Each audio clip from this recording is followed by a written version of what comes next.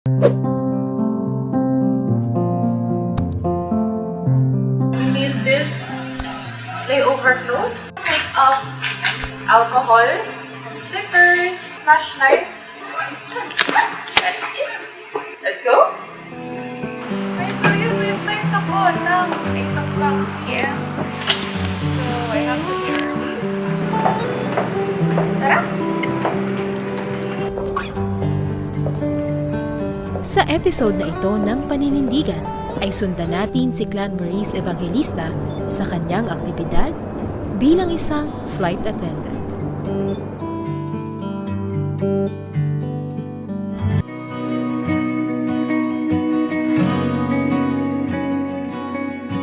My duties as a flight attendant po is I always made sure the safety of my passengers on board.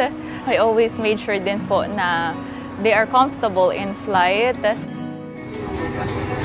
Chine-check po namin lahat ng mga nasa aircraft, kung may left behind. And we also check for the emergency equipment. Kapag safe na po yung aircraft, nagpapaboard na po kami and we welcome the passengers po.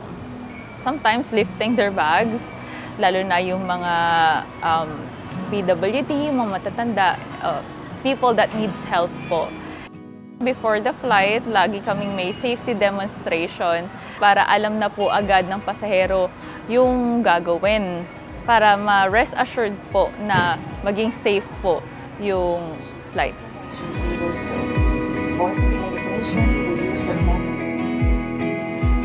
Kahit last flight na po, dapat po nakangiti pa rin po kami as we bid goodbyes to our passengers so that they will come back po and they will remember our excellent customer service po. Bagamat ambisyon ng marami ang ganitong propesyon, ngunit aminado si Clan Maurice na hindi ito ang kanyang unang pangarap. Nung maliit po ako, ang pangarap ko po talaga ay maging abogado. Kaya po ako kumuha ng kursong political science. As I grow older, nakikita ko yung saya sa pagta-travel, pakikihalubilo sa iba-ibang mga tao. Nagkaroon po ako ng interest na mag-apply as a flight attendant.